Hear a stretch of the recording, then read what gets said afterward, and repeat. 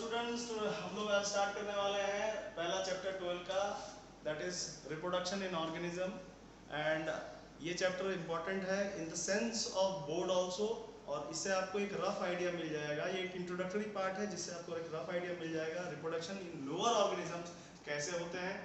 और for further flowering plants और animal मेमलिन या एनिमल में हम लोग पढ़ने जब जाएंगे तो उनके लिए फर्दर अलग चैप्टर बना के रखे गए हैं जो इसके बाद वाले चैप्टर। तो इस चैप्टर में हम लोग मेनली फोकस करेंगे रिप्रोडक्शन कैसे होते हैं छोटे ऑर्गेनिजम्स में, और कैसे कैसे इनका जो मैकेनिज्म है वो चलता है, किसको क्या कहते हैं, रिप्रोडक्शन है क्यों इतना important, why it is so important to understand, इसलिए इस चैप्टर को पहले रखा गया है। तो let us start the introductory part of reproduction. तो रिप्रोडक्शन,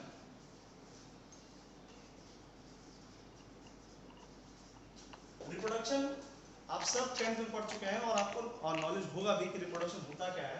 तो रिप्रोडक्शन वर्ड का मतलब होता है री एंड प्रोडक्शन। री मीन्स दोबारा, और प्रोडक्शन मतलब किसी चीज का निर्माण। मतलब अगर कोई ऑर्गेनिज्म अपने पूरे जीवन काल में अपनी सारे गुणों को एक जीन में डालता है और उस जीन को फर्दर आगे बढ़ाता है नेक्स्ट ऑफस्प्रिंग पे, तो एक बहुत ही इंपॉर्टेंट प्रोसेस है, क्योंकि इसी से कंटिन्यूटी ऑफ स्पीसीज होता है, सर्वाइवल के लिए जरूरी है, और हम अपने बेहतर जीन को आगे बढ़ा सकें ताकि वो बेहतर जीन फर्दर इस जीन को और अपग्रेड करे, और इस तरह से एवोल्यूशन चलते रहता है। ये इंपॉर्टेंट इसलिए भी है क्योंकि लाइफ की जो 3 क्राइटेरिया है, लाइफ की जो 3 क्राइटेरिया, अगर लाइफ डिफाइन करनी हो कि कौन सी चीज लिविंग थिंग है, नॉन लिविंग थिंग है, तो किसी भी जीवित चीज में 3 चीजें होनी बहुत जरूरी है, 3 कैरेक्टरिस्टिक होने बहुत जरूरी है। दैट इज ग्रोथ, मेटाबॉलिज्म और रिप्रोडक्शन। अब जो जिस वजह से सब लोग घर पे बैठे हैं, दैट इज जो कोरोना वायरस है, दैट इज वायरस। ऑब्वियसली उसके अंदर वो ग्रोथ नहीं दिखता है और मेटाबॉलिज्म नहीं दिखता है। वायरसेस को टेक्सोनोमी से बाहर रखा गया है, इसलिए because they never show growth, उनकी साइज में कोई ये बढ़ती साइज नहीं बढ़ती है उनकी, उनके अंदर कोई स्पेसिफिक मेटाबॉलिज्म नहीं होता, because there is no cytoplasm, they have only their genetic material, a protein code and receptors, that's it, इतना ही कुछ होता है। for metabolism they need host to make their protein code और RNA code, ठीक है। तो जनरली होता क्या है, टेक्सोनॉमी में जितने आते हैं, Monera, protista, kingdom, fungi, Animalia, ये सब किंगडम में सारे जानवर हैं, ये सब रिप्रोड्यूस करते हैं, ग्रोथ करते हैं और मेटाबॉलिज्म करते हैं। So we are discussing about reproduction. Why reproduction is so important? Reproduction इसलिए important है because यही एक characteristic है जो सब show करते हैं, including virus also. Virus also reproduce themselves, ठीक है, in a better host. Got it? Virus जो है एक perfect host के अंदर उस सेल का सेंट्रल डॉग्मा इस्तेमाल करते हुए, ट्रांसक्रिप्शन, ट्रांसलेशन, इस प्रोसेस को इस्तेमाल करते हुए अपने प्रोटीन कोड, जेनेटिक मटेरियल को बनाता है और रिप्रोड्यूस करता है, असेंबल होता है इन गोल्जी बॉडीज, और फिर वो ब्रस्ट करके निकल जाता है। इन द केस ऑफ कोविड-19 अगर देखा जाए तो जो वायरस है उसका लाइटोजेनिक साइकिल है, लाइटिक साइकिल है, वो सेल के अंदर अपनी आबादी बनाते हैं एंड देन वो ब्रस्ट कर देते हैं सेल को, और बहुत सारे वायरसेस निकल के फिर दूसरे होस्ट सेल की तरफ जाते हैं।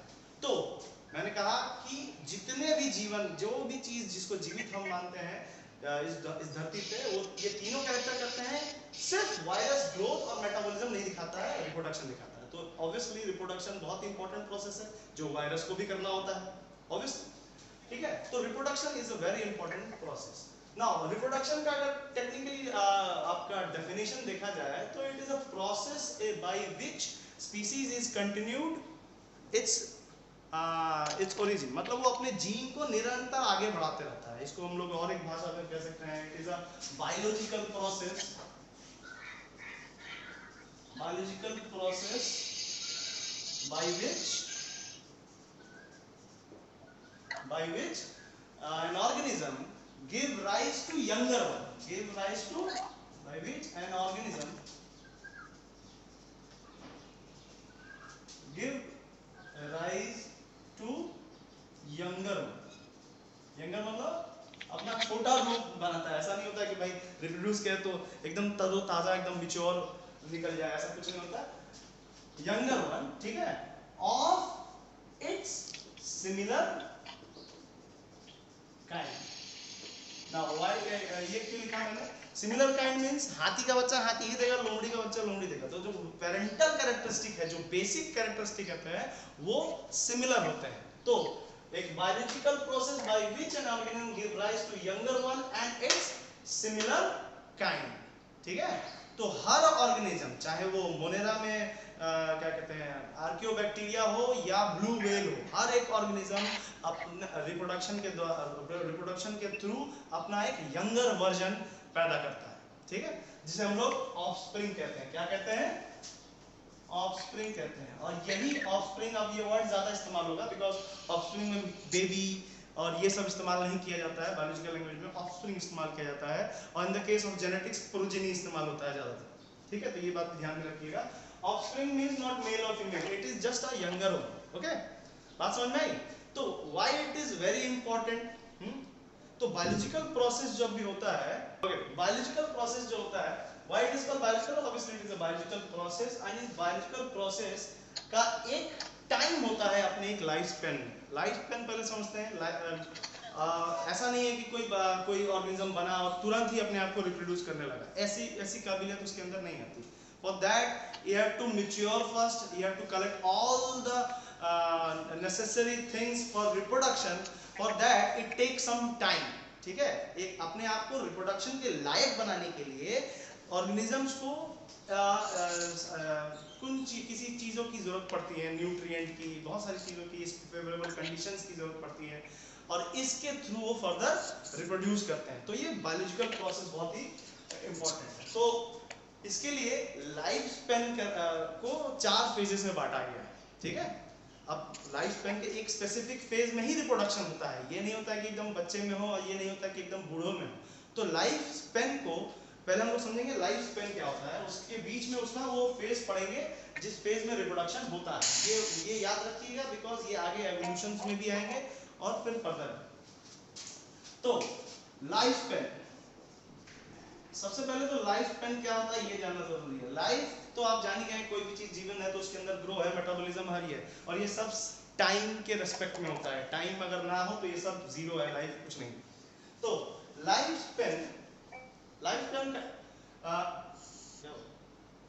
स्पैन को 4 भागों में बांटा गया है। अगर हम टेक्निकली डेफिनेशन देखें तो आप सबको पता है कि द पीरियड बिटवीन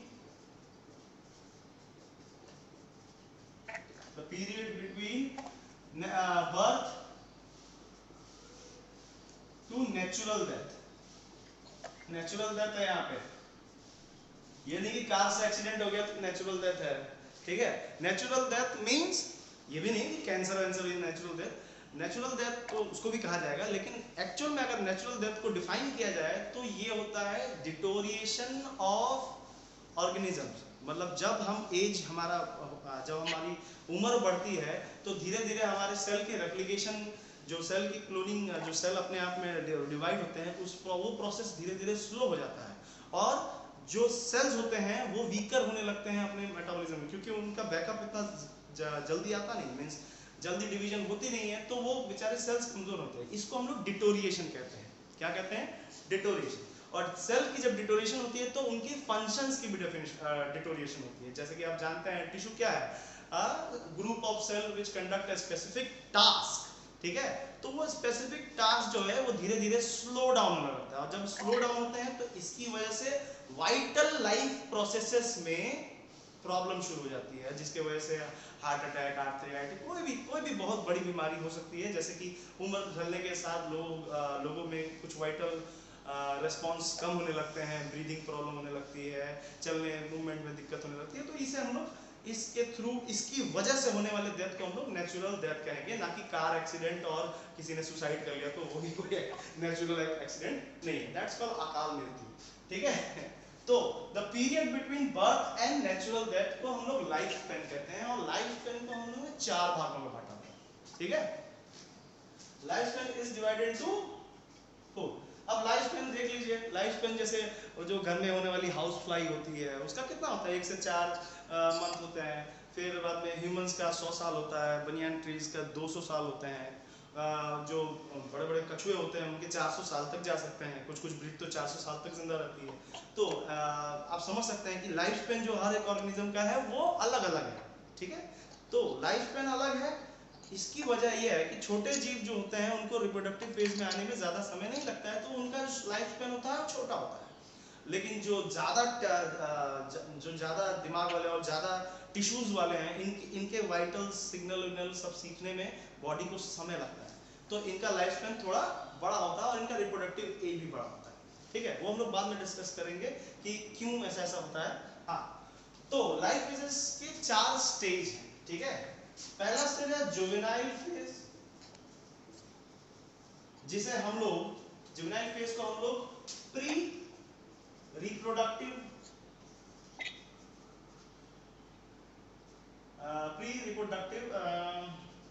स्टेज कहते हैं या फेज कहते हैं। प्री रिप्रोडक्टिव फेज मतलब रिप्रोडक्शन से, प्री मींस पहला, रिप्रोडक्शन से पहले का फेज है, ठीक है। जो चाइल्डहुड मतलब from baby, from childhood adolescence के दौरान तक होता है। In the case of higher organism, छोटे ऑर्गेनिज्म में ये सिर्फ साइज बड़ा होने तक का होता है, ठीक है।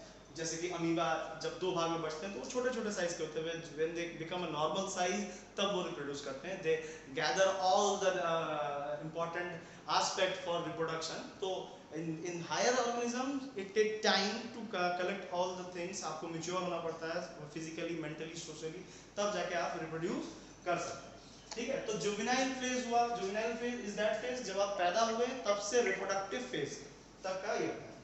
After obviously maturing is a phase, maturity is called reproductive phase, reproductive phase. In further classes हम लोग आगे की क्लासेस में क्या करेंगे, रिप्रोडक्टिव फेज के बारे में ही पढ़ेंगे, ठीक है। बट लाइफ स्पैन को मैं बस ऐसे ही समझा दे रहा हूं। Juvenile phase, pre reproductive phase, maturity phase, reproductive phase, आपका आता है एजिंग और सेनिसेन। ओके, एजिंग मींस आप समझ सकते हैं जिस तरह से उम्र बढ़ती है, the replication, the central dogma or the programming of the cell is becoming slow, वो slow होने लगता है जैसे जैसे उम्र बढ़ती है, वो धीरे धीरे क्या होती है, वो stable होने लगती है। at the time of reproductive age वो stable होती है, ठीक है। मींस जितने सेल बनेंगे, जितने सेल घटेंगे, ये सब बराबर रहता है। जुवेनाइल फेज में ग्रोथ हाई लेवल में रहता है, रिप्रोडक्शन देखिए इतना छोटा बच्चा इतना बड़े बच्चे या इतने बड़े बच्चे में कम से कम 15 साल में ही आ जाता है। तो जुवेनाइल फेज में रेट ऑफ ग्रोथ हाई रहता है।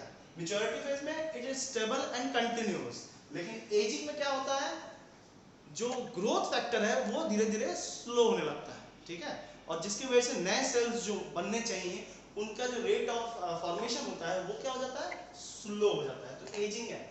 That condition is called senescent. The process of slowing down of cell metabolism is called senescent. But उसके वजह से ऑल ओवर ऑर्गेनिज्म में जो होता है that's called ageing. That is a different, it is a state, it is a condition, ठीक है। ये वो अवस्था है हर सेल का जिसमें वो मेटाबॉलिज्म स्लो करता है, और इसमें उस स्लो होने की वजह से जो सिम्टम्स आने लगते हैं, जो दिखने लगता है, that's called ageing. And after all the natural death is also a phase of life, ठीक है। जिसको आना है उसको जाना है, समझ सकते हो, ठीक है। जो पैदा होगा वो मरेगा भी। तो death phase is also important, क्योंकि डेथ होने के बाद ही इसके ये जो रिसोर्स इस्तेमाल करता था ये इसके फर्दर जनरेशन इस्तेमाल करेंगे, ठीक है। बात समझ में आ गई होगी, ठीक है। तो ये हुआ लाइफ स्पेन, ठीक है। इसमें जो लाइफ स्पेन में जो ये मैच्योरिटी फेज या रिप्रोडक्टिव फेज है, इसी फेज की हम आज बात करेंगे, ठीक है। तो we will not talk about juvenile phase, we will not talk about ageing and senescent, we are not talk about death phase, okay. तो इन मैच्योरिटी और रिप्रोडक्टिव फेज में हम आगे बढ़ते हैं, ठीक है। रिप्रोडक्टिव फेज जो है,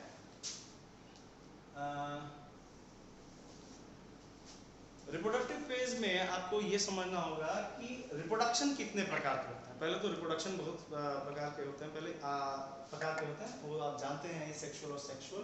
लेकिन उससे पहले ये समझिए कि रिप्रोडक्शन इतना इंपॉर्टेंट क्यों है। रिप्रोडक्शन इंपॉर्टेंट है for the survival continuity of species, ठीक है। एवोल्यूशन, एवोल्यूशन के साथ स्लैश एडाप्टेशन भी कह सकते हैं, ठीक है। तो कहने का मतलब अगर रिप्रोडक्शन इसलिए भी जरूरी है बिकॉज हम अमर नहीं है, वी आर नॉट मॉर्टल्स, ठीक है, वी आर नॉट इमॉर्टल्स, हम लोग अमर नहीं है। और यही भी वजह है कि हमने जो भी चीज सीखा, नॉट अबाउट ब्रेन, हमारा बॉडी जो भी चीज सीख रहा है उसको एक्यूमुलेट कर रहा है अपने जीनोमिक में। आप लोग जीन पूल का नाम सुने होंगे क्लास 10th में। जीन में हम एक्यूमुलेट कर रहे हैं, जितने भी नॉलेज है वो एक्यूमुलेट कर रहे हैं, और वो एक्यूमुलेट करने के बाद हम जो जीन बना रहे हैं उस जीन को फर्दर हम रिप्रोड्यूस कर रहे हैं। Means we are producing our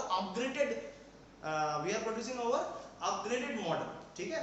तो इसी वजह से क्या होता है, साल दर साल कभी हम लोग पेड़ों पर रहा करते थे, आज हम व्यवस्थित जगह पे रह रहे हैं, बहुत ज़्यादा डेवलप्ड हैं, we know how to communicate, we know how to work in between, we know many things, we change the world according to our will.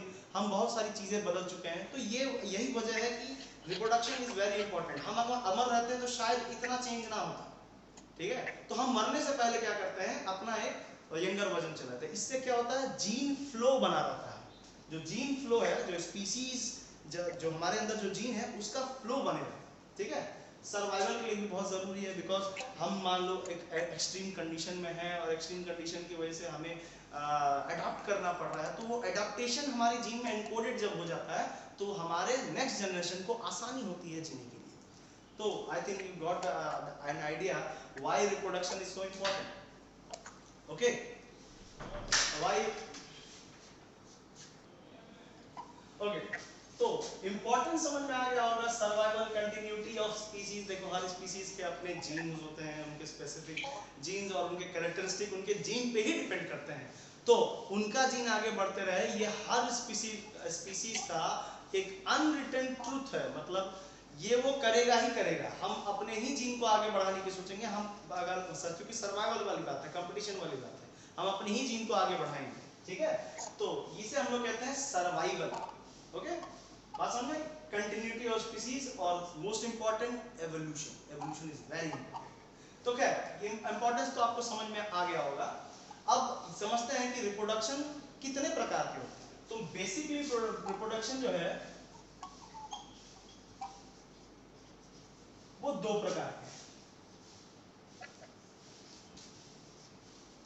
Sexual reproduction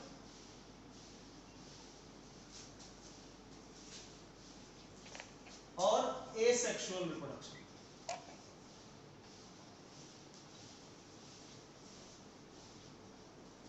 asexual reproduction और sexual reproduction. As the name suggest, asexual मतलब इसमें sex का कोई लेना देना नहीं है। Sex मतलब होता है मेल और फीमेल, जेंडर, जैसे स्टेट, ठीक है। Sex means not that one, ठीक है। तो asexual reproduction and sexual reproduction definitely इसके कुछ कैरेक्टरिस्टिक होंगे, हम लोग अभी वो डिस्कस कर सकते हैं, बाद में डिवीजन भी कर लेंगे। तो इनके कैरेक्टरिस्टिक सिंपल है कि जो एसेक्सुअल होता है वो मोनोपेरेंटल होता है, मोनोपेरेंटल या यूनिपेरेंट।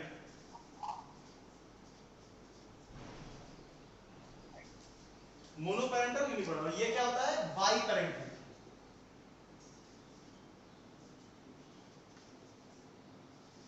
ऑब्वियसली बाई पेरेंटल मींस इसके अंदर क्या हो गया, मेल फीमेल होंगे, है कि नहीं, मेल फीमेल होंगे। इसमें लिख देता हूं, ये सिंबल पहचान लीजिएगा बाद में,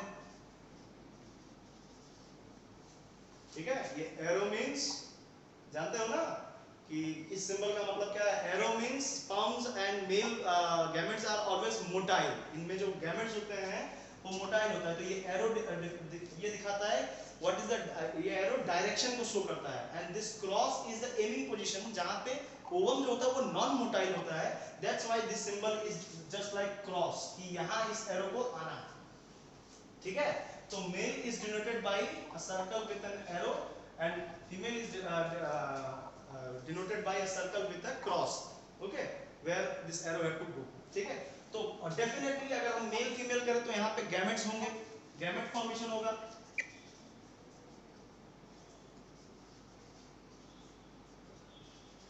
अब मोनोपेरेंटल में कोई भी गैमेट नहीं होता, नो गैमेट फॉर्मेशन।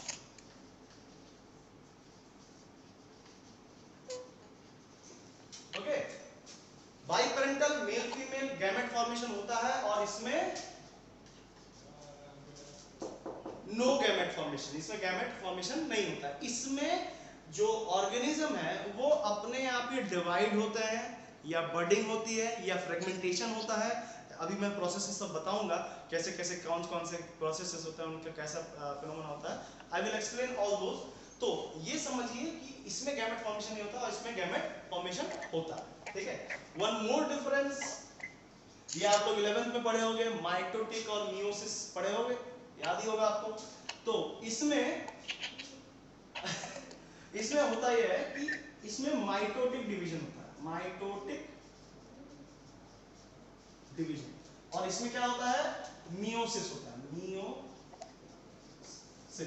ठीक है, ऑब्वियसली आपको याद होगा माइटोटिक डिवीजन में एक मदर सेल दो डॉटर सेल में कन्वर्ट होते हैं, ये एक इक्वेशनल डिवीजन है, इक्वल डिवीजन होता है?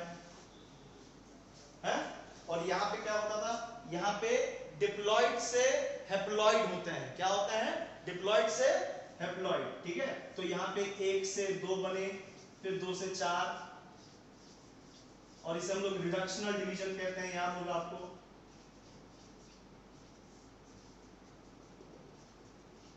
है कि नहीं? This is called reductional division. एक सेल दो सेल से कितना, एक सेट ऑफ क्रोमोसोम ही जाता है, जिसमें ओनली n क्रोमोसोम जाता है और इसमें 2n जाता है। अब ये ऑर्गेनिज्म पे डिपेंड करता है कि ऑर्गेनिज्म किस नेचर का है। ठीक है, तो इसमें पूरा का पूरा डीएनए, और इसमें ऐसा नहीं है कि एसेक्सुअल में खाली ये भी होता है, कहीं कहीं एमाइटोसिस भी होता है। जो प्रोकैरियोटिक्स या मोनेरा में आते हैं उनमें बहुत सारी जगह पे एमाइटोसिस भी होता है। तो याद होगा एमाइटोटिक डिवीजन में इक्वल प्रोटोप्लाज्मिक डिवीजन नहीं होता है, बस हो गया डिवीजन, इधर कुछ ज्यादा चला गया इधर कुछ कम चला गया, मींस बराबर इक्वेशनल डिवीजन नहीं होता है। ठीक है, इक्वेशनल डिवीजन नहीं होता है, इस वजह से इस एसेक्सुअल रिप्रोडक्शन में कहीं कहीं आपका एमाइटोटिक डिवीजन होता है। In the case of Archie bacteria, you bacteria, और आप कह सकते हैं मोनेरा में ऐसा होता है। और माइटोटिक डिवीजन प्रोटिस्टियंस, मोनेरा के कुछ इसमें भी होते हैं, और जनरली जितने भी सोमैटिक सेल हैं उन सब में माइटोटिक डिवीजन होता है। तो एक और डिफरेंस इससे पैदा हो रहा है कि ये सोमैटिक इन नेचर होते हैं, सोमैटिक रिप्रोडक्शन होता है इसमें। क्या होता है? सोमैटिक रिप्रोडक्शन, मतलब ये वो सेल है जिन्हें हम जर्मिनल सेल नहीं कहते हैं। यानी कि देखो, जब गैमेट बनने के लिए हमें जर्मिनल सेल की जरूरत पड़ती है, जो कि सेक्सुअल में होता है। किसमें होता है? सेक्सुअल रिप्रोडक्शन में जर्मिनल रिप्रोडक्शन, जर्मिनल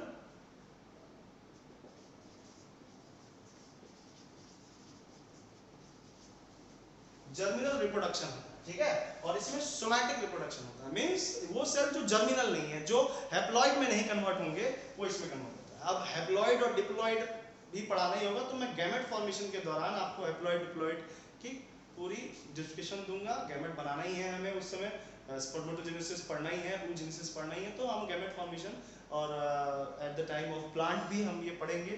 तो उस समय हम लोग इस चीज को अच्छे से डिस्कस करेंगे। अभी हम लोग ये समझते हैं कि इसमें जर्मिनल और ये, आप अगर इसको ऐसे समझना चाहें तो आपके शरीर में स्पर्म और ओवम, ठीक है, दोनों एक ही जगह नहीं पाए जाते, एक ही शरीर में, अलग अलग शरीर में पाए जाते हैं। तो स्पर्म और ओवम को छोड़ के बाकी सारे सोमैटिक सेल्स हैं।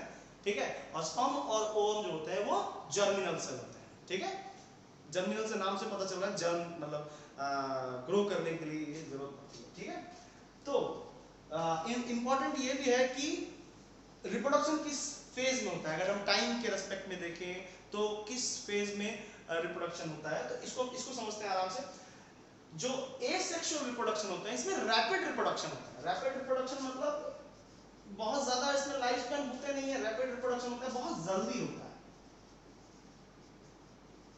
लेकिन इस केस में नहीं होता है, यहाँ पे रैपिड रिप्रोडक्शन नहीं होता है, यहाँ पे स्लो रिप्रोडक्शन होता है। ठीक है, मींस जैसे आप लोग जानते हैं ना कि भाई after copulation it takes gestation period of 9th month 10 days, तब एक बच्चा पैदा होता है। तो एक टाइम लगता है पूरी बॉडी को जनरेट करने में।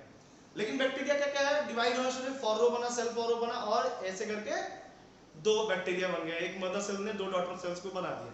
अब उस हिसाब से देखा जाए तो बैक्टीरिया तो अमर हो गए, बिकॉज कोई पेरेंटल हिस्सा बचा ही नहीं। एक पेरेंट था, वो अपने आप को बांट के दो में कन्वर्ट हो गया, है कि नहीं? तो जब दो में कन्वर्ट हो गया तो उसका पेरेंटल बॉडी तो बचा ही नहीं। जैसे हमारे में क्या होता है, माँ बाप मर थोड़ी जाते हैं, माँ बाप रहते हैं, बच्चा पैदा होता है कि नहीं? अब ऐसे केस में क्या हो कि पेरेंटल के कोई ये बचा नहीं, तो उनमें जो नेचुरल डेथ है वो पॉसिबल नहीं, ठीक है? तो बायोलॉजी के एस्पेक्ट में वो क्या हुआ, अमर हो गया, है कि नहीं? तो रैपिड रिप्रोडक्शन होता है और इसमें स्लो रिप्रोडक्शन। सबसे इंपॉर्टेंट बात एसेक्सुअल रिप्रोडक्शन में कि इसमें जो है लेसर मींस बहुत ही कम वेरिएशन। लेसर वेरिएशन का मतलब क्या है, जैसा पेरेंट रहेगा लगभग वैसा ही। आप खुद ही सोच लीजिए कि देयर इज नो, जो जीन हमने अभी तक डेवलप किए हैं उसके अंदर कोई चेंज तो आया नहीं, और उसी में हम डिवाइड होकर दो में बढ़ गए, तो पेरेंटल जैसा ही होगा बॉडी, है कि नहीं? जो बॉडी होगा वो एकदम पेरेंटल जैसा होगा। किसके जैसा होगा, एकदम पेरेंट जैसा, मीन वेरिएशन लगभग ना के बराबर। इट इज दो दैट वेरिएशन रहता है। बहुत सारे बैक्टीरिया जो ये हाइपोथर्मिक कंडीशन में रहते हैं, हाइपोसलाइन हाइपरसलाइन कंडीशन में रहते हैं, उन्होंने अपने अंदर बदलाव लाए हैं, तो वो उनके पास प्लाज्मिड है और वो अपना बदलाव ले आते हैं, ठीक है? तो लेसर वेरिएंट ज्यादा असेक्सुअल रिप्रोडक्शन में वेरिएंट के चांसेस बहुत ही कम होते हैं, इसीलिए वो ज्यादातर अपने या तो क्लोन बनाते हैं, क्लोन जैसे बनाते हैं, और उन्हें रिमिट्स भी कहा जाता है। क्या कहा जाता है, रिमिट्स, ठीक है? लेकिन इसमें वेरिएशन बहुत हाई होता है।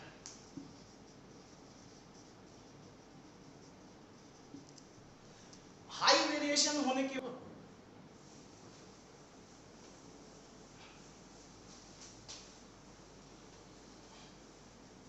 तो हम लोग डिस्कशन कर रहे थे एसेक्सुअल और सेक्सुअल रिप्रोडक्शन में, यहाँ जितने कैरेक्टरिस्टिक दिख रहे हैं वो सब बांट के मैंने इक्वली समझा दिए, ठीक?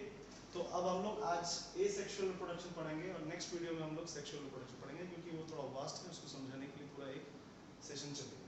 तो एसेक्सुअल रिप्रोडक्शन में आते हैं हम लोग। एसेक्सुअल रिप्रोडक्शन में कई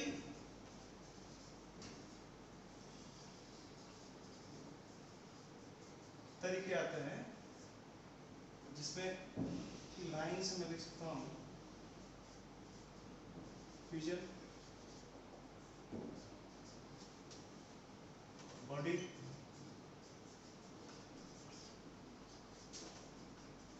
फ्रैगमेंटेशन, रीजनरेशन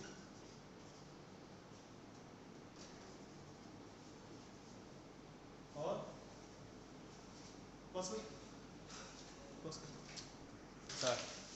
हाँ, सॉरी फॉर इनकन्वीनियंस।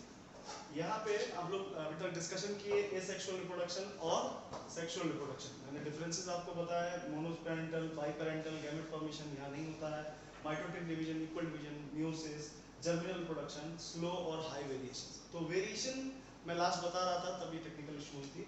वेरिएशन हम लोग समझ रहे थे। हाई वेरिएशन कहने का मतलब क्या है, जब दो अलग अलग जगहों पे दो इंडिविजुअल पर्टिकुलर अपने आप को अपनी जिंदगी लाइफ स्पेन बिता रहे होते हैं, तो उस दौरान उनके अंदर जो एडेप्टेशन होते हैं वो दोनों एडेप्टेशन, वो दोनों क्वालिटी आती है उनके ऑफस्प्रिंग में। तो इससे क्या होता है, वेरिएशन के चांस बहुत हाई होते हैं, और यही रीजन है कि हायर ऑर्गेनिज्म ज्यादा सर्वाइवल रेट शो करते हैं as compare to lower organism. तो ये तो डिफरेंसेस हुए एज वेल एज कैरेक्टरिस्टिक हुए आपके एसेक्सुअल रिप्रोडक्शन और सेक्सुअल रिप्रोडक्शन। तो सेक्सुअल रिप्रोडक्शन एक बहुत ही लंबा प्रोसेस है, इसको हम लोग नेक्स्ट वीडियो में डिस्कस करेंगे। हम आज की वीडियो में सिर्फ हम लोग एसेक्सुअल रिप्रोडक्शन डिस्कस करेंगे। तो एसेक्सुअल रिप्रोडक्शन में स्टेप वाइज मैं एक एक करके बताते हुए आगे बढ़ते जाऊंगा कि किस तरह कौन से रिप्रोडक्शन कौन से ऑर्गेनिज्म में होते हैं, जहाँ किस में ज़्यादा शो होते हैं, कौन से ज़्यादा स्टेबल है, कौन से ज़्यादा स्टेबल नहीं है, ये हम लोग डिस्कशन करेंगे। तो एक सेक्सुअल रिप्रोडक्शन में मैं सबसे पहले स्टार्ट करूंगा फिजन। सेक्सुअल रिप्रोडक्शन, इसमें सबसे पहला टाइप है फिजन। अब फिजन आप लोग बचपन से ही पढ़ते आ रहे हैं कि एक अमीबा, एक मदर सेल दो डॉटर सेल में ऐसे कन्वर्ट हो जाता है, ठीक है? तो एक अमीबा या एक कोई यूनिसेलुलर जब अपनी फुल साइज में आ जाता है, मींस अपने मैच्योरिटी एज में आ जाता है, तो वो अपने अपने अंदर साइटोप्लाज्म के ऑर्गेनल्स को डिवीजन करने लगता है। और यहाँ पे दो प्रोसेसेस होते हैं। यहाँ पे पहला प्रोसेस होता है काइरोकाइनेसिस और दूसरा प्रोसेस होता है cytokinesis. Karyokinesis is the division of nuclear, जिसमें कि न्यूक्लियस जो है वो बराबर मात्रा में डिवाइड होती है। और cytokinesis of division of protoplasm means protoplasm it concluded endoplasmic reticulum, Golgi body, lysosome, everything जो सेल ऑर्गेनल में पाया जाता है उन सबको इक्वली डिस्ट्रीब्यूटेड किया जाता है। तो there is two processes, karyokinesis and cytokinesis. Okay, तो जब रिप्रोडक्ट बाइनरी फ्यूजन या फिजन होता है तो ये दोनों ही एक साथ ही होते हैं, karyokinesis as well as followed by cytokinesis. तो हम लोग फिजन मतलब होता है एक से दो में कन्वर्ट होना, ठीक है, एक से दो में या फिर अलग होना। फिजन वर्ड का मतलब होता है अलग, ठीक है। तो इसमें दो प्रकार आते हैं। इसमें आते हैं आपके बाइनरी फ्यूजन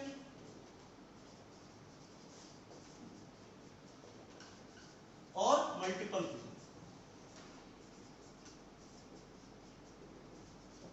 बाइनरी फ्यूजन और multiple fusion. Binary as the word suggest, ये बाइनरी वर्ड का मतलब होता है टू, मतलब दो में अलग, ठीक है। तो बाइनरी फ्यूजन में आपका एक मदर सेल से दो डॉटर सेल में कन्वर्ट होता है, ठीक है।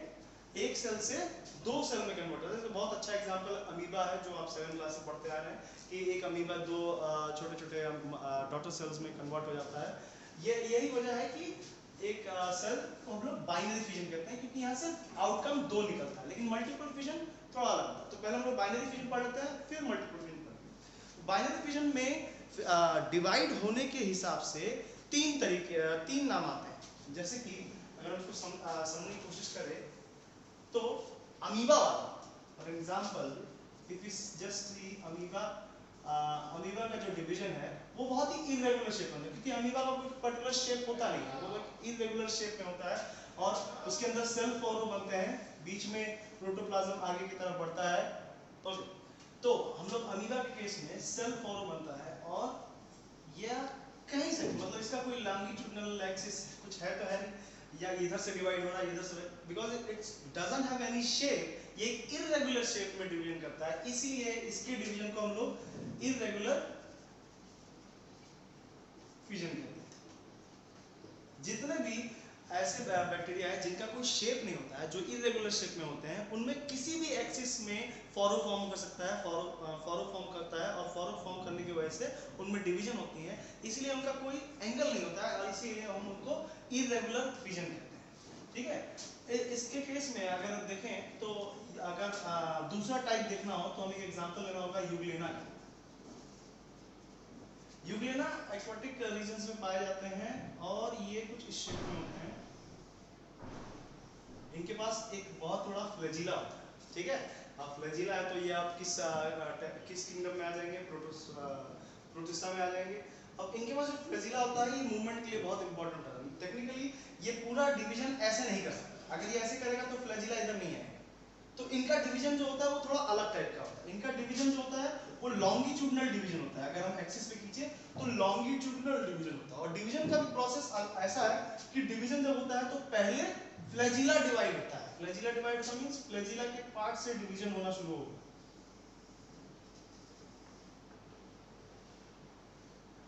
पहले दो फ्लैजिला होंगे, आप देख सकते हैं यहाँ पे काइरोकाइनेसिस जो है वो काइरोकाइनेसिस हो रहा है, और न्यूक्लियर साइटोकाइनेसिस भी होता है, लेकिन सबसे पहले ये डिवीजन होता है यहाँ से,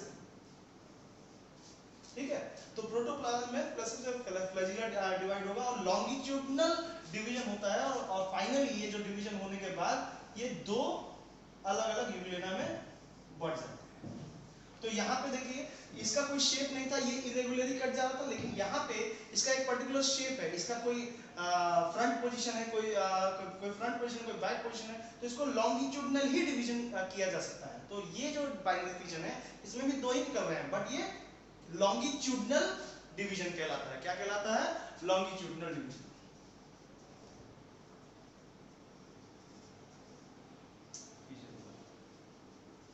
लॉन्गिट्यूडिनल फ्यूजन कहलाता है, ठीक है।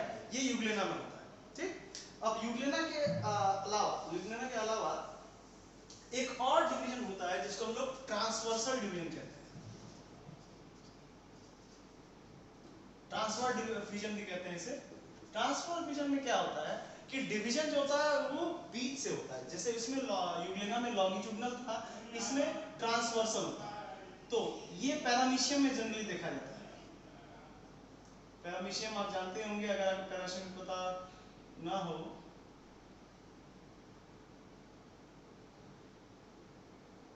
तो ये प्रोटोजोन का स्ट्रक्चर देखे होंगे क्लास 9th में भी।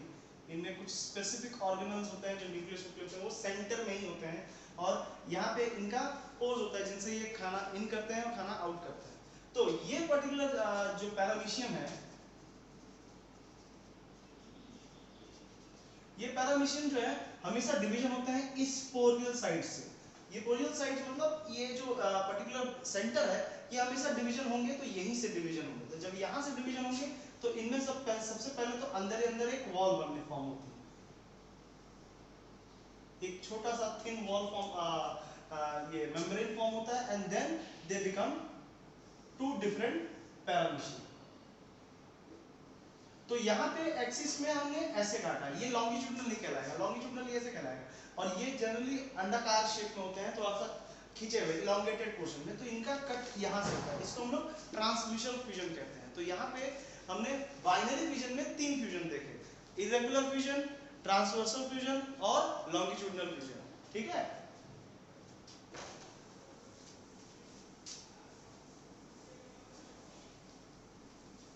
अब आता है multiple fusion. Multiple fusion generally show करता है एडवर्स या अनफेवरेबल कंडीशन में, अनफेवरेबल या अनवांटेड कंडीशंस में ये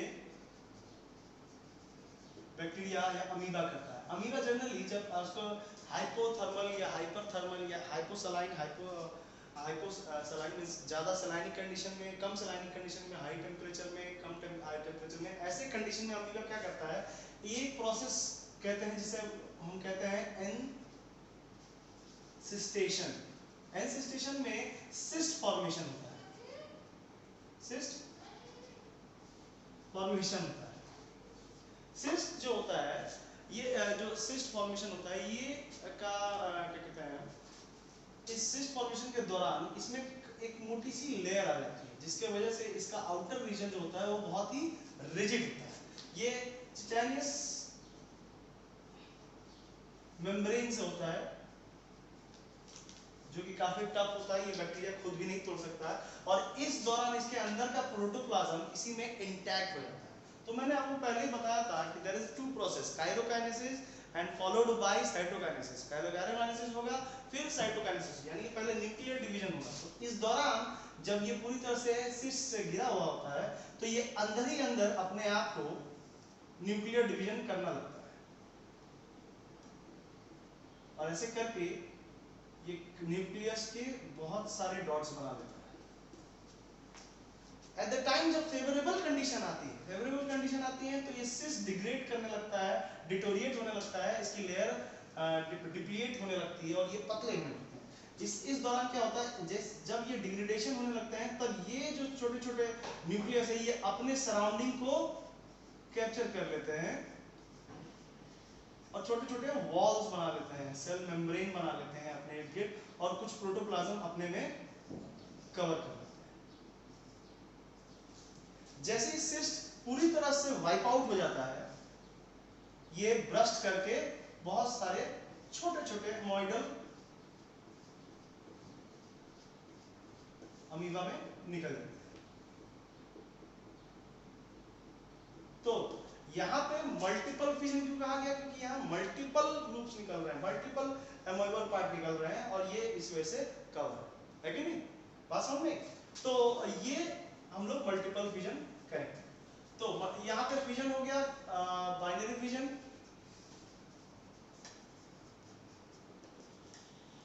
और मल्टीपल फिजन। बाइनरी फिजन में हम लोग और पढ़े। अब हम लोग बात करेंगे बडिंग की।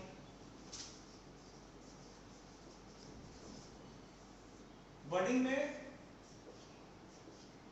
2 आते हैं, internal budding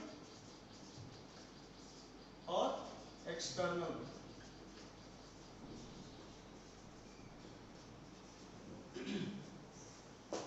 external budding. Okay, अब इंटरनल बडिंग में एक बहुत अच्छा एग्जांपल है आपका साइकोन या स्पॉन्जिला जिसको बोल सकते हैं हम लोग। स्पॉन्जिला जनरली करते क्या है, ये अपने अंदर गैम्यूल्स फॉर्म करते हैं। क्या फॉर्म करते हैं? गैम्यूल्स। ठीक है, गैम्यूल्स जो होते हैं ये स्पॉन्जिला एक्वाटिक रीजन में पाए जाते हैं, इस तरह से होता है ये देखने में। और इनके इंटरनल पोर्शन में ये से जनरली वाटर करंट से ही अपना सब कुछ लेते, वाटर करंट से ही अपना फूड और अपने गैमेट को या गैम्यूल्स को एक साइकोन से दूसरे साइकोन या दूसरे प्लेस तक पहुंचाते हैं। और इनमें ऑस्टिया के थ्रू चीजें अंदर जाती हैं और ऑसिकुलम के थ्रू चीजें बाहर जाती हैं। ये आप क्लास 11 में पढ़े होंगे। तो गैम्यूल जो होता है ये गैम्यूल के एक स्पेसिफिक स्ट्रक्चर होता है। ये गैम्यूल ऐसे कह सकते हैं मटके के साइज की होती है और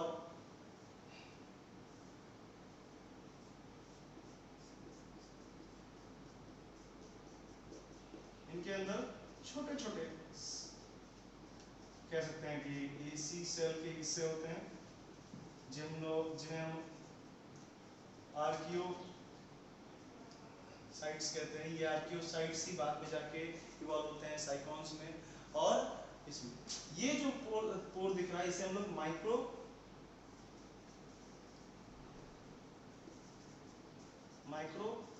पाइल कहते हैं। ठीक है, इस माइक्रो पाइल से ये निकलते हैं ये छोटे छोटे जो कांटे दिख रहे हैं, ये मोनोएक्सोन स्टार्ट और ये है स्पेरिकल। तो जब ये गैम्यूल्स अंदर रहते हैं ये छोटे छोटे आर्कियोसाइट डेवलप होते हैं और ये आर्कियोसाइट जो है माइक्रोपेल के थ्रू बाहर जाते हैं और फर्दर एज ए गैमेट इस्तेमाल होते हैं। As a not as a gamete, ये फिर फर्दर डिवीजन करते हैं। तो ये एक तरह से अपने वॉल से निकलते हैं, इनको हम लोग इंटरनल बडिंग कहते हैं। क्या कहते हैं? Internal budding. अब ये एक्सटर्नल बडिंग में आते हैं। एक्सटर्नल बडिंग जो है, मैं इसको मिटा देता हूं। एक्सटर्नल बडिंग ज्यादातर आपने देखा है, अपने बचपन 10th क्लास में भी देखा होगा कि हाइड्रा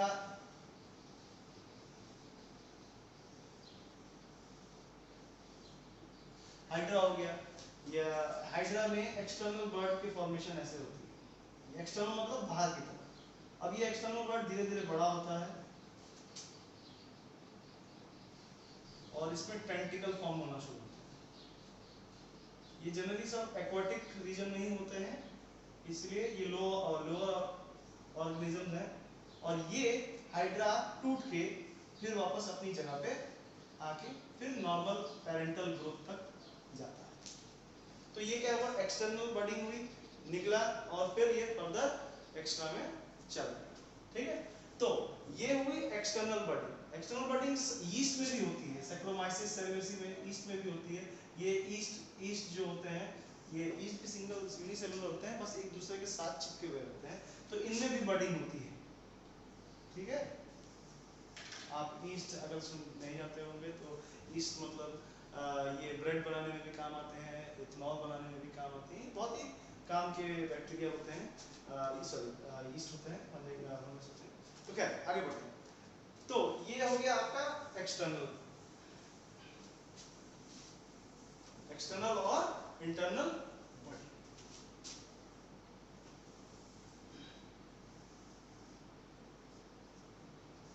अब आते हैं हम लोग फ्रेगमेंटेशन पे। इसमें आते हैं फ्रेगमेंटेशन। फ्रेगमेंटेशन एक प्रोसेस है जिसमें चीजें टूटती हैं और वो फर्दर आगे फिर जुड़ के नया बनता है। मतलब कोई भी ऑर्गेनिज्म जैसे हो गया, जैसे आप स्पंज को ही देख लें, स्पंज जो पॉलीफेरा में आते हैं। ठीक है, इकिनोडर्मेटा हो गए, सिलेंट्रेटा हो गए,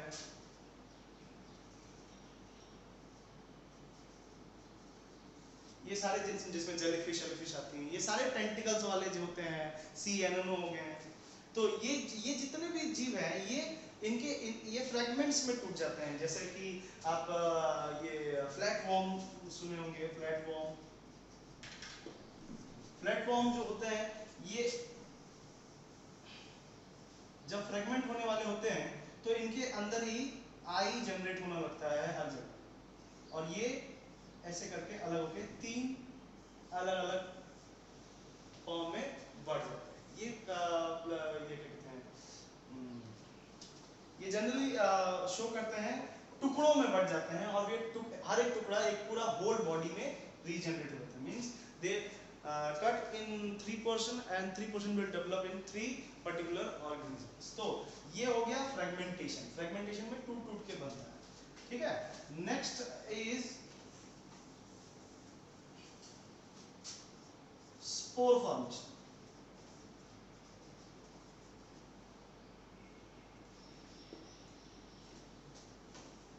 स्पोर फॉर्मेशन में आप दो वर्ड्स का नाम ज्यादा सुनेंगे, जूस्पोर और कोनिडिया, ठीक है। जूस्पोर जो होते हैं ये इस टाइप के शेप में होते हैं,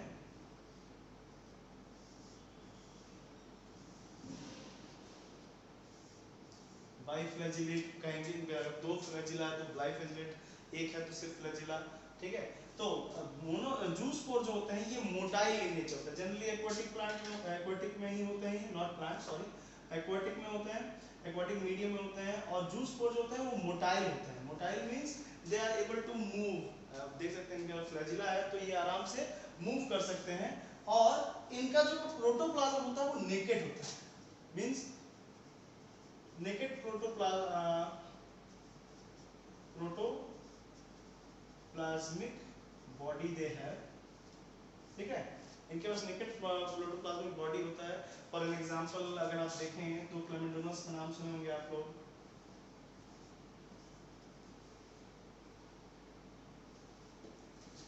क्लेमेंडोनस का नाम सुने होंगे। और ये जो होता है जूस्पोर ये मूव कर सकते हैं, बहुत दूर दूर तक चले जाते हैं एक्वाटिक मीडियम, ठीक है। कोनिडिया जो है ये जनरली ऊपर मींस टेरिटोरियल पोर्शन में ज्यादा रहते हैं। ये नॉन मोटाइल होते हैं, लेकिन ये इतने हल्के होते हैं कि विंड करंट के साथ एक जगह से दूसरी जगह चले जाते हैं। तो जैसे इसका एक एग्जांपल है पेनिसिलिन।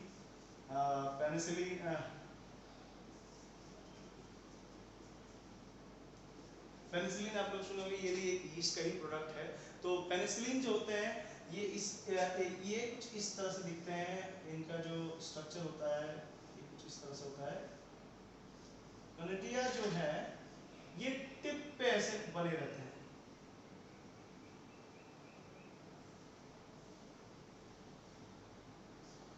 ये कोनिडियोस्पोरम है, ठीक है।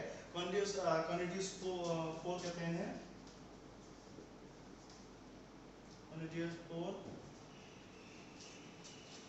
और इनके टिप में कोनिडिया होते हैं। ये बहुत ही ड्राई होते हैं, और ये एयर करंट के थ्रू एक जगह से दूसरी जगह तक आराम से मूव कर सकते हैं, और फिर ये जहां जाते हैं वहां फेवरेबल कंडीशन पाते हैं, और इस तरह से क्वालिटी 4 क्रिएट करने लगते हैं, और फिर वहां पे एक क्वालिटी ऑफ चेन बन जाएगी, और फिर वो एयर करंट तक इस तरह से ये मूवमेंट करते हैं और एक जगह से दूसरी जगह जाते हैं। आपने एक एग्जांपल सुना होगा कि राइजोपस भी ऐसे करते हैं।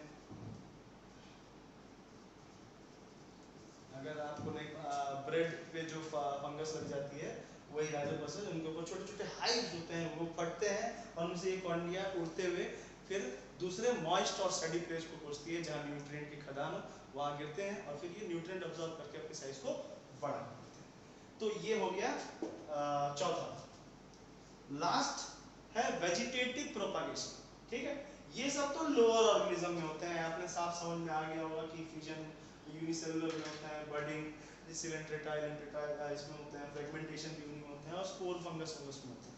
तो ये सब तो लोअर ऑर्गेनिज्म में होते हैं, लोअर किंगडम में होते हैं। एक होता है एसेक्सुअल रिप्रोडक्शन जो प्लांट में होता है, उसे हम लोग वेजिटेटिव प्रोपागेशन कहते हैं।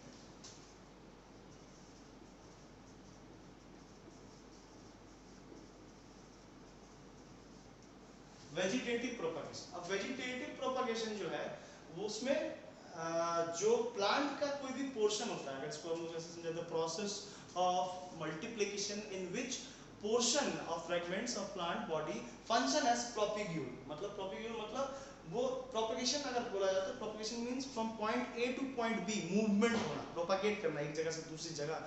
तो प्लांट मदर प्लांट जो होते हैं उनके पास पांव तो होते नहीं कि वो चल के चले जाए, तो वो क्या करते हैं, अपने ही कोई हिस्से को प्रोपेगेट करते हैं फ्रॉम एक, जैसे आपने देखा होगा मैरीगोल्ड या कोई प्लांट्स, शुगर केन के प्लांट्स को ये गिर जाते हैं और इनके जो नोड्स होते हैं उनके थ्रू रूट निकल आते हैं, ठीक है। तो वो मदर प्लांट से दूसरा एक प्लांट जनरेट हो रहा है एक जगह से दूसरी जगह पे, दैट इज कॉल्ड प्रोपिग्यूल, ठीक है। वो पोर्शन प्लांट का जिससे एक पूरी की पूरी पौधा जनरेट हो जाए, that is called प्रोपिग्यूल, okay.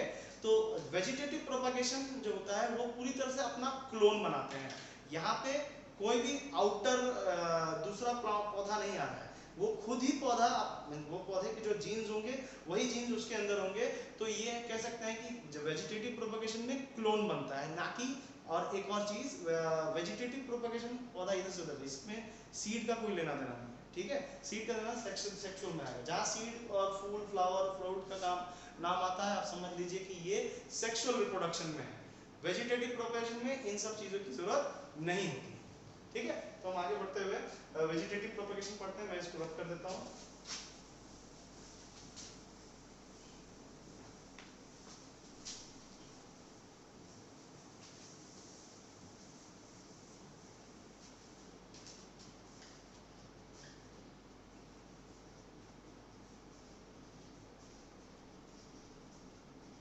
Vegetative propagation, vegetative propagation में मैंने बताया कि it is a process of multiplication, it is a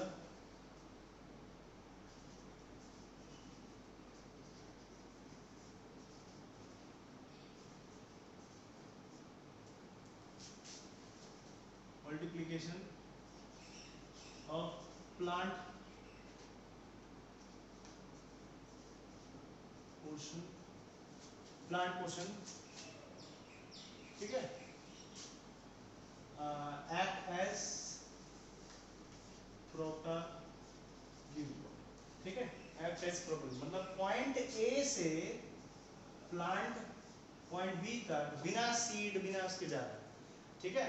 तो इसको हम लोग वेजिटेटिव प्रोपगेशन कहते हैं। वेजिटेटिव प्रोपगेशन आपने भी बहुत देखा होगा, तो हम लोग डिस्कस करते हैं कि कौन कौन से आपने देखे हैं। और वेजिटेटिव प्रोपगेशन दो प्रकार के होते हैं,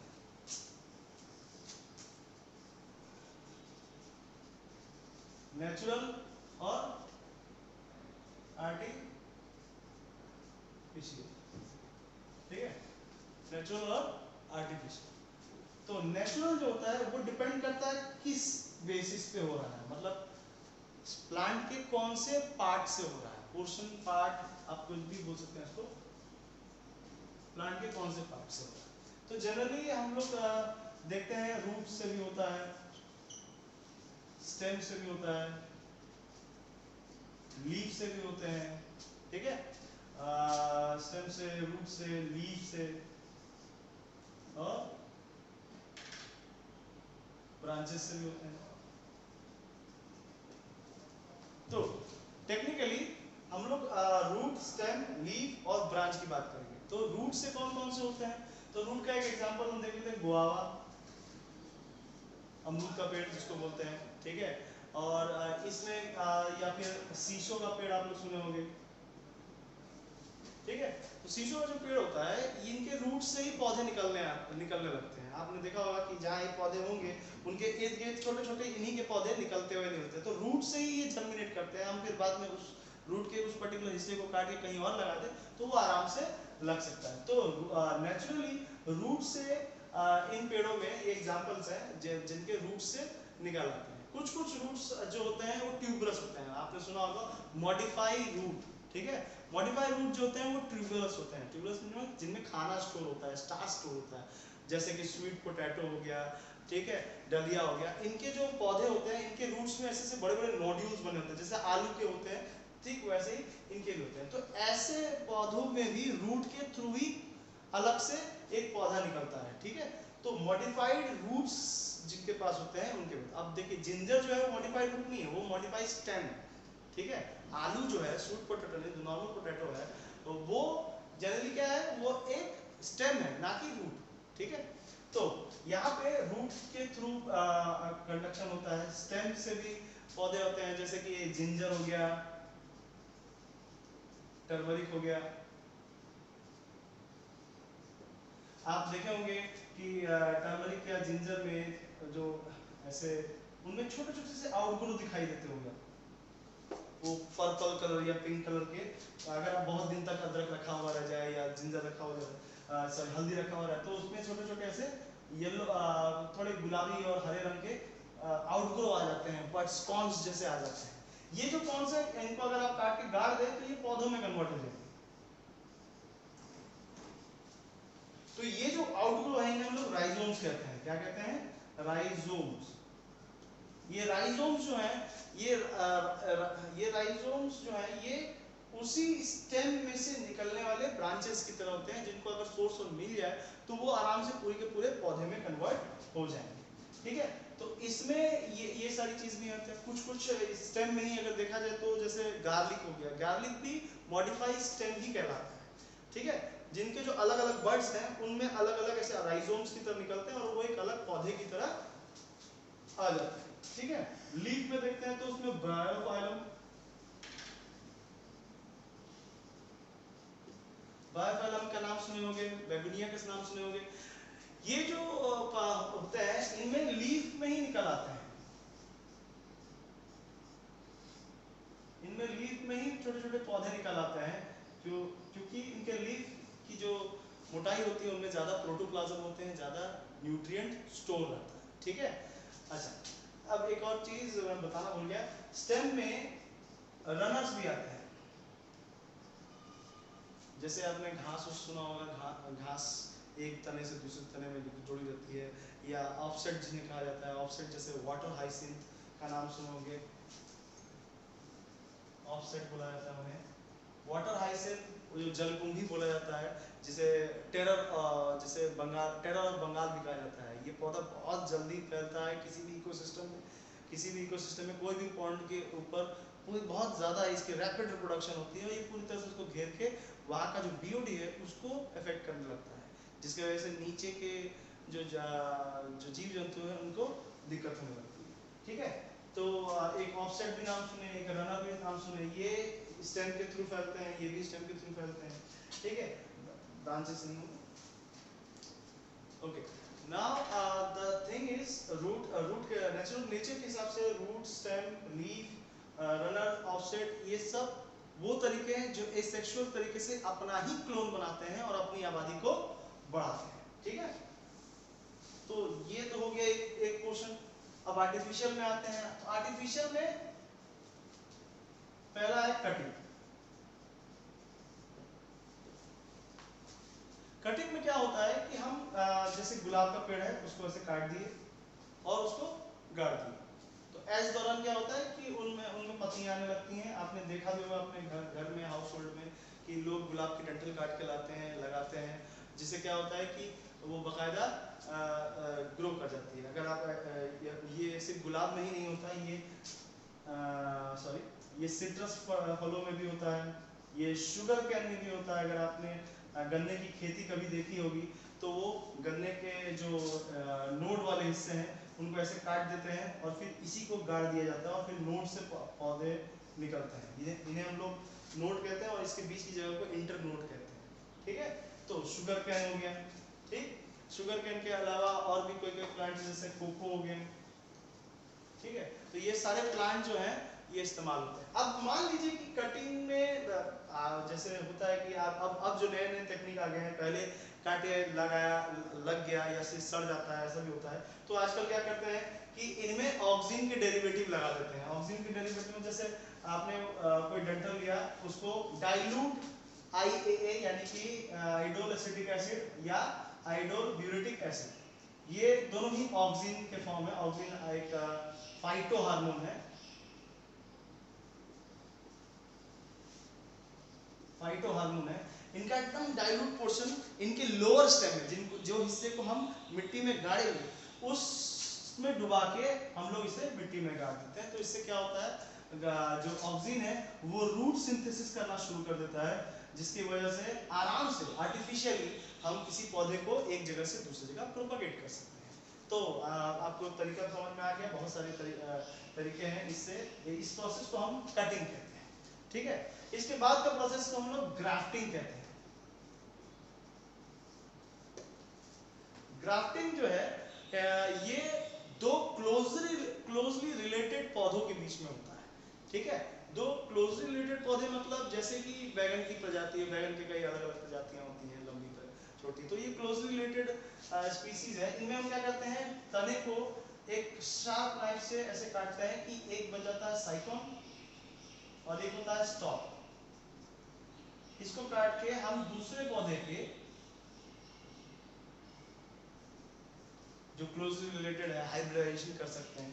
जैसे इनमें हमने दूसरा पौधा लगा दिया, ठीक है, चेरी का पौधा लगा दिया, एक बनाना का ट्री में चेरी का पौधा लगा दिया इसमें, हाँ, और ये फिर बाद में इसके साथ एकदम प्रिसाइसली बैठा के इसको हम बांध देते हैं, बाइंड अप कर देते हैं, जिससे वजह से क्या होता है, ये इसके कैपिलरी एक्शन बनी रहती है और ये पौधा जनरेट होता है। तो इससे एक ही पौधे में हम दो फल भी उगा सकते हैं, ठीक है। तो ये याद रखिएगा, ये क्लोज रिलेटेड पौधों के लिए ही होता है, ठीक है। इसके अलावा बडिंग होता है। बडिंग आर्टिफिशियल में क्या करते हैं हम लोग, जो एक तने एक मोटे तने पे हम लोग एक कट बनाते हैं और उसमें एक अलग पौधे के साइक्लोन्स को लगा देते हैं। इससे ये देखने में लगता है कि एक बड इसमें से निकल के आ रहा है, जबकि हमने इसको आर्टिफिशियली जनरेट किया होगा, ठीक है। हमने तने में इंटरनोड में थोड़ा सा कट मारना है और उसमें हमने एक पौधे को नहीं तने को लगा देना, फिर इसी के न्यूट्रिएंट से ये पौधा अलग से जर्मिनेट कर जाए। तो इसे हम लोग आर्टिफिशियल ही कहते हैं, ये भी एक आर्टिफिशियल टेक्निक है जिसे हम लोग बडिंग कहते हैं। आर्टिफिशियल बडिंग याद रखिएगा, ये वो वाली बडिंग नहीं है, ये आर्टिफिशियल बडिंग। एक और प्रोसेस होता है जिसको हम लोग लेयरिंग कहते हैं।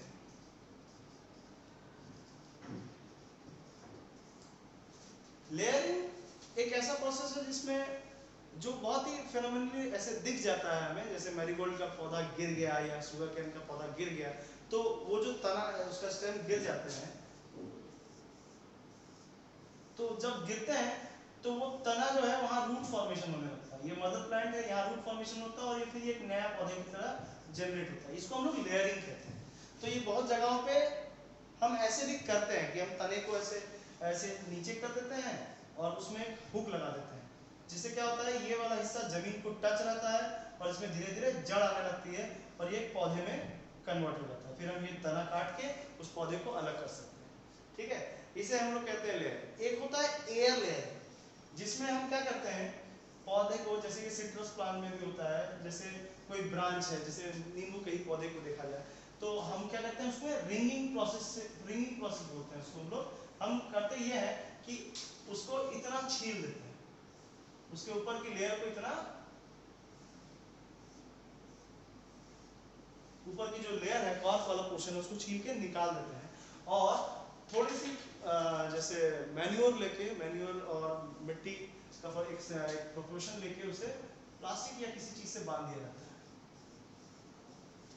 क्योंकि ये डाली पे होती है तो ये हवा में होती है तो उसको मिट्टी की जरूरत पड़ेगी, तो इसे हम लोग इसीलिए इसको एयर लेयरिंग कहते हैं। ये देखिए यहाँ पे जमीन पे गिर गया, ये तो लेयरिंग हुई, लेकिन अगर पौधे को ऊपर ही तने पे अगर हम ऐसा करें तो क्या होता है, इस पर्टिकुलर क्रॉप कैम्बियन से कुछ दिन बाद रूट फॉर्मेशन होने लगता है। अब जब ये रूट फॉर्मेशन होता है, ये वीकन होने लगता है और फिर हम इसको तोड़ के मिट्टी में गाड़ देंगे रूट सहित, तो ये पौधा अलग बन जाएगा, ठीक है। तो इसे हम कहते हैं एयर लेयरिंग। क्या कहते हैं, एयर लेयर, ठीक है। अब आता है नोश। अब इसमें भी कई तरीके हैं, जैसे अगर हम कभी कभी कोई पौधों को जब माउंट लेयरिंग या जमीन पे लगाते हैं तो उनमें कुछ कट बनाते हैं, जैसे थोड़ा सा उनके ऊपर के हिस्से को छील देते हैं ताकि जमीन पे सॉइल पोर्शन जो है वो जमीन पे लग जाए और जमीन से जरूरी न्यूट्रिएंट या वाटर खींचने के लिए वो रूट को बनाना शुरू करे। तो इस प्रोसेस, जैसे कट के अलग अलग नाम हैं, जैसे एक होता है जिसे नॉचिंग कहते हैं, जिसमें हम कट ऐसे मारते हैं कि ये इंटरनल तक जाए, और दूसरा होता है टर्न।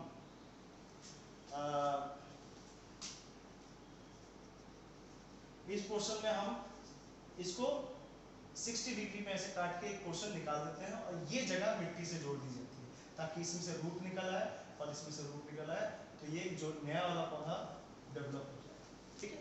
तो ये अलग अलग तरीका है। इसमें आपने आर्टिफिशियल तरीका भी सीखा किस तरह से होते हैं, बहुत ही आसानी से नया पौधे बनाए जा सकते हैं पुराने पौधों से। वेजिटेटिव प्रोपगेशन के नेचुरल तरीके भी आपने देखे और आर्टिफिशियल तरीके देखे। तो अभी जितने भी हमने देखा उन सब में हमने सिर्फ क्लोन बनाया है। ये पौधों में होता है, इसे हम लोग वेजिटेटिव प्रोपगेशन कहते हैं। और इसका एक जो एडवांस फॉर्म है जिससे आपने देखा होगा जैसे केले के बीज नहीं होते हैं तो उनका पौधा कैसे होता है। तो ये वेजिटेटिव प्रोपगेशन में माइक्रो प्रोपगेशन नाम का एक टेक्निक है जो प्लांट टिश्यू कल्चर लैब में किए जाते हैं। इसमें हम क्या करते हैं कि एक एक्सप्लांट लेते हैं और एक्सप्लांट को ही फाइटो हार्मोन्स की कॉन्सेंट्रेशन दे के उसमें रूट और शूट फॉर्मेशन करते हैं लैब में एक अंडर कंडीशंस और फेवरेबल कंडीशंस के अंदर उसे रख के हम उन्हें एक छोटे से टिश्यू से एक एक्सप्लांट से एक पौधा बनाते हैं।